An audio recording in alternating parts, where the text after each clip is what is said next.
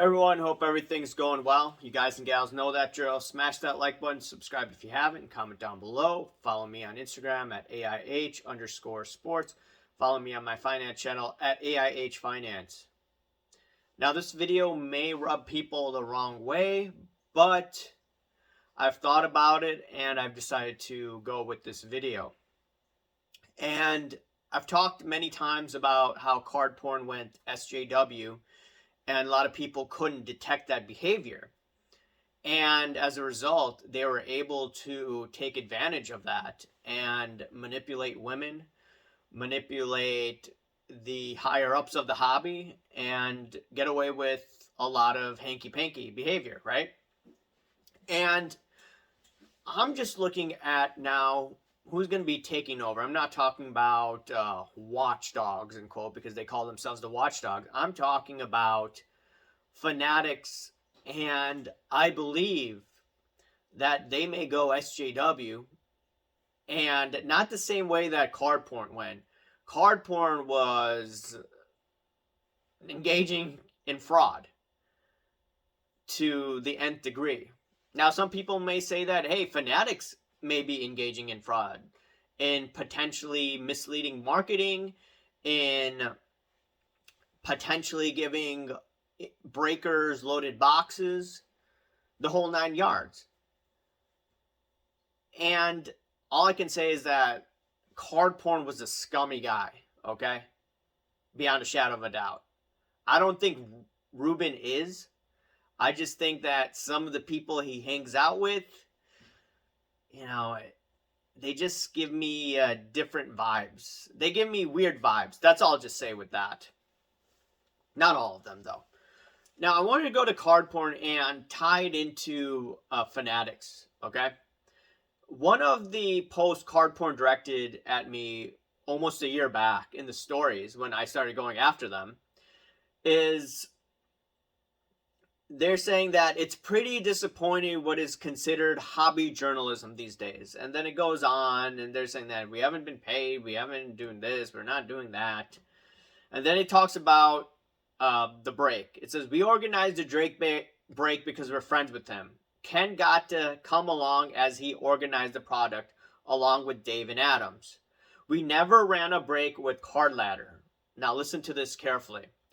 It was a break for women in the hobby and Christina, who incidentally is a founder of Card Ladder, was the host because she's a great voice and, well, she is female. Notice that, because she is female.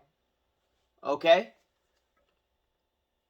Who cares whether someone's a male or someone's a female? All right? That's what I was thinking. Like, okay, they had a story, first of all, indirected at me, a channel that had 1,000 subs, maybe on Instagram. And I had maybe 20-some hundred subscribers on YouTube. Not too big of a channel. And they came after me indirectly. That was a red flag. And they hid behind women. Okay? And it's quite interesting that the women of the hobby, which I believe was, from my understanding, was created basically as a safe space. Because a lot of guys say, you know, mean things. So someone could understand why that was created. But the irony of that is Cardporn was able to use them and manipulate women in the hobby. I have other tweets as well where Cardporn was able to manipulate women. You could see other tweets saying, thank you, Cardporn, you know, about some event there, of some event from a year ago. So I just find it really interesting. And now I'm thinking, okay, now the big dog in the hobby, it's going to be Fanatics. And they're going to get the licenses, pretty much of everything. And I see Ruben, and I'm thinking, okay, this guy is aligned with the Hollywood crowd, okay? This is not a conspiracy. The Hollywood crowd, for the most part, not everyone, is compromised to a certain degree. Yeah, some people have skills that'll allow them to rise to the top, but there's a lot of the real hanky panky goes on with some of these celebrities to move up to the top. Let me just put it in that way, shape, or form. You could look at a lot of celebrities and you could see hints of them implying how they were able to get to where they were at. Okay, I'll just leave it at that. And I'm just thinking to myself, okay, now Fanatics, you always hear them implying that they want more diversity this, diversity that, and they want to be more inclusive towards women. Now, on paper, that may sound like a great marketing tool based on trying to maximize the most amount of revenue, but I'm just thinking back in my head, are they just using individuals, be it for breaking or be it for marketing purposes, and are they just going to go SJW, not to the extent of Cardporn, but to a certain degree, to try to manipulate people, to try to get people on the bandwagon and try to get them hooked on to breaking?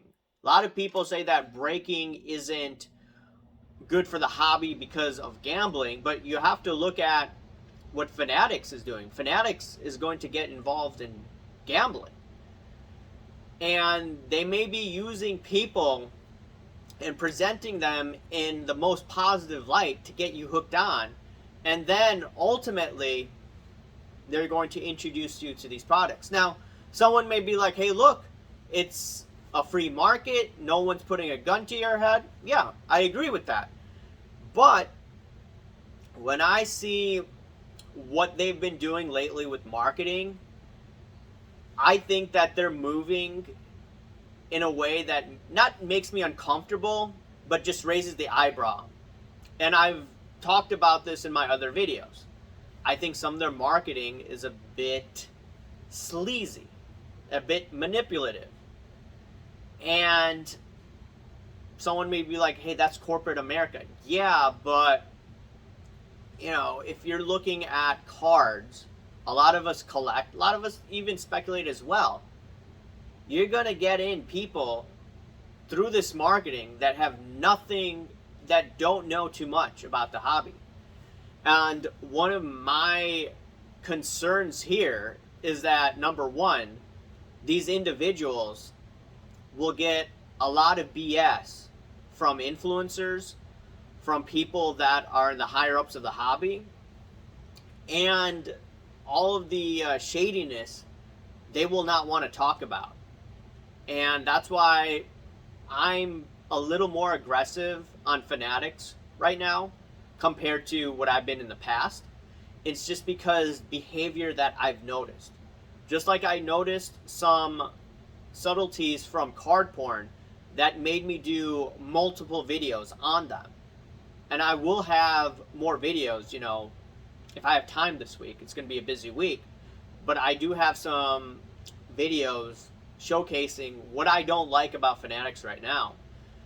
And like I said, what I think they're going to do is they're going to probably take something from Cardporn's playbook and hide behind women, and then hide behind other protected groups in order to promote their agenda. But it is what it is. I could be wrong.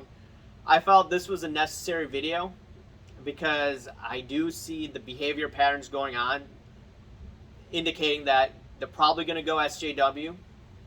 And once again, I have nothing against people who truly are feminists and truly want reform in our society. That's not the point. It's using people to implement their agenda. But it is what it is. Just wanted to share my thoughts. Anyways, guys and gals, let me know what you think. Remember to smash that like button, subscribe if you haven't, comment down below. Thank you. Bye.